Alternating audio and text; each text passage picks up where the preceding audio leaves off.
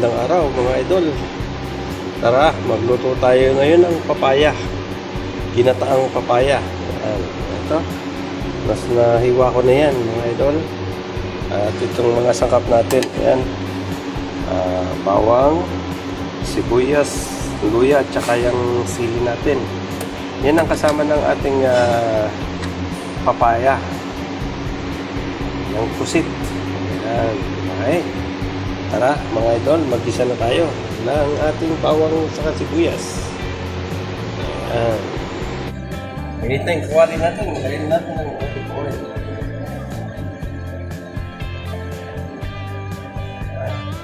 Okay. Mainit na po. Lagyan na natin yung ating bawang.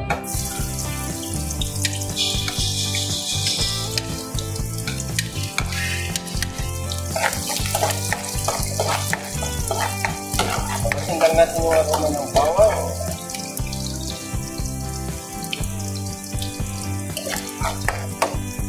Lagyan natin yung luya.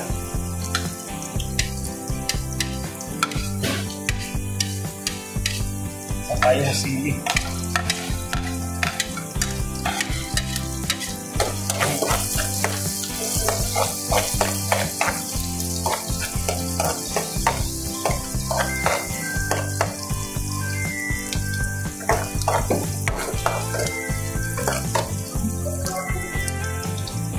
Ganyan po natin.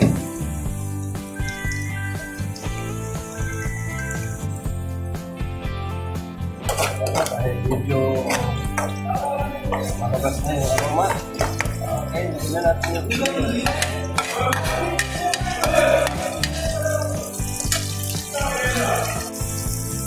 Lagyan na natin ng konting asin.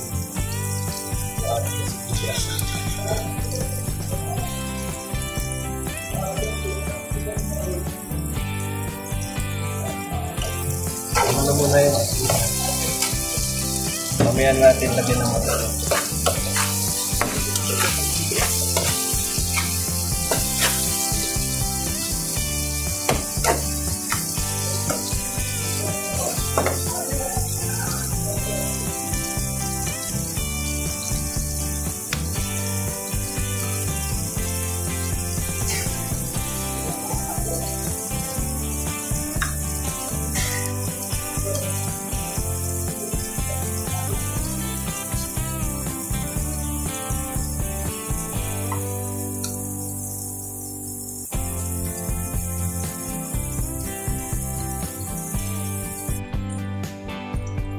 At natin nagpisa na itong i-open na yung ating sibuyas.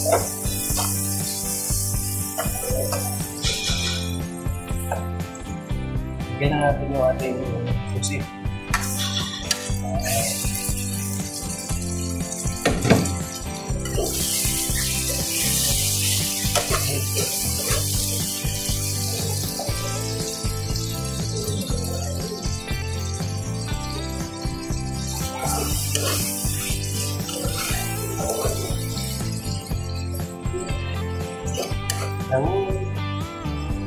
Itong pusit po natin, hindi ko na inalis yung tinta niya. Kasi isa yun sa magpapasarap sa ating gulay. Ayan.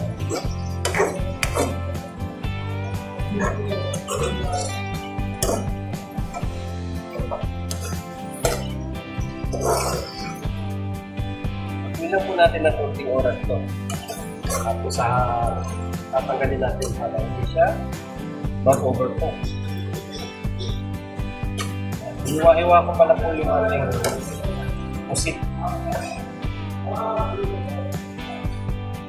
Ayan. Ayan. Tanggalin na po na una natin.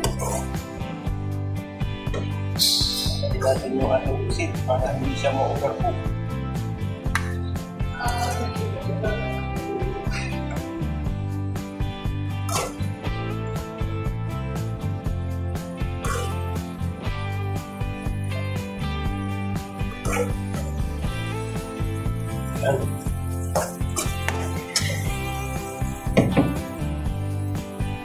Sunod na po natin lalagay itong ating gata.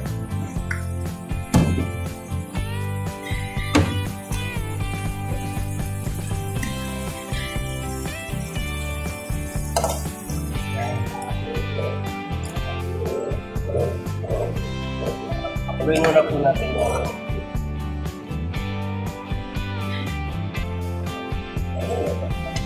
Yan. Okay. Hintayin muna po natin kumulat. Saka natin lalagay yung ating papaya. Ayan na po mga idol. Muklo yung ating gata. At tingnan natin yung ating papaya.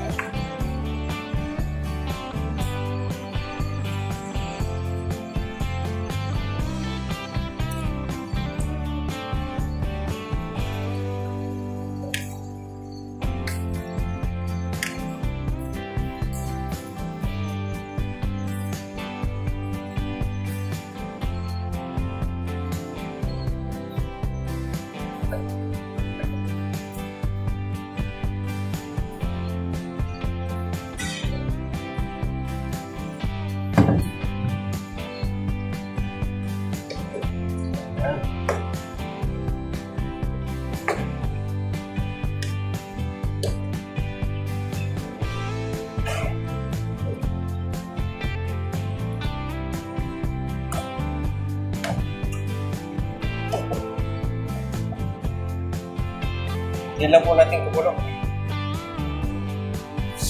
Ilagay natin yung ibang sabaw natin dito. Tapos ating pusit.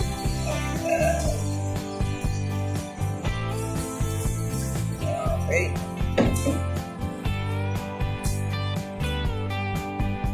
Yan lang po natin kulo. Tapos ating tatakpan. Okay. Pinapakulo muna po natin ito para nakasama yung papaya para hindi kumukta, hindi magbuo po yung mata. Bago natin takpan. Okay. Marami po yung sabaw. Parang yung sabaw kasi tumubig ng konti yung ating papaya. Pero okay lang po yan. Okay. Yan na po, kumukulo na siya. Titimplahan na natin siya. Karagdagang asin. Yan muna. Okay.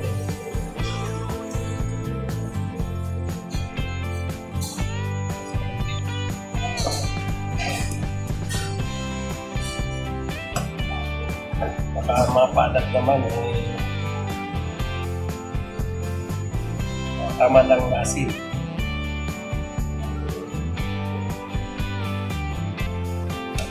Pagpuli natin.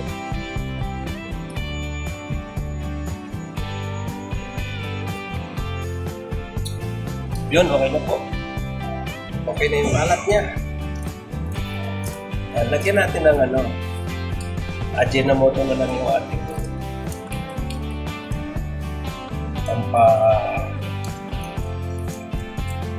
okay, yan lang. Okay lang karami. Okay lang.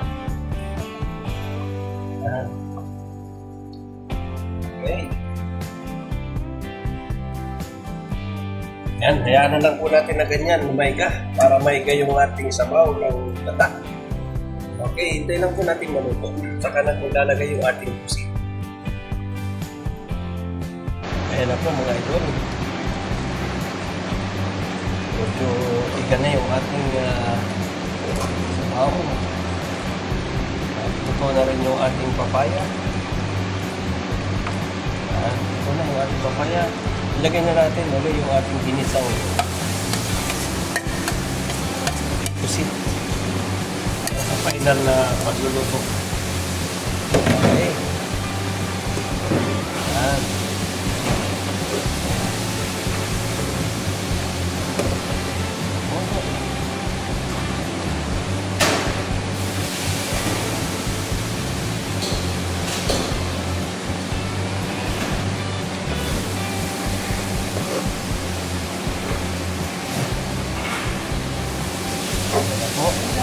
Idol,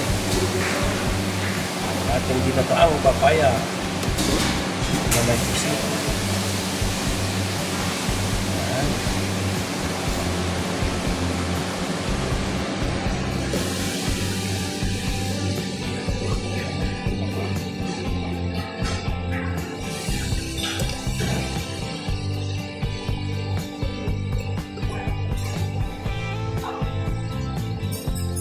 Ito, konti oras na lang yan. Maluluto na.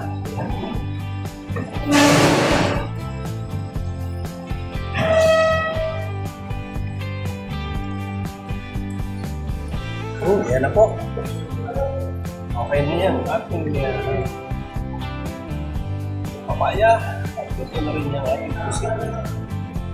Patay na po natin yung ating apoy. Okay. Pakalap po natin. Okay. Ayan na po mga idol, yung ating nalutong ginataang papaya na may pusit. Ayan na po. Ayan, nakahanda na po para sa ating pagkain. So hindi natin panaluto yung ating kanin, kaya mamaya na po tataklopan na lang natin yan. Hanggang dito na lang po at maraming salamat sa inyong suporta sa aking YouTube channel. Sana po ay may natutunan na naman kayo sa aking paghahagi ng pagluluto ng papaya na may pusit.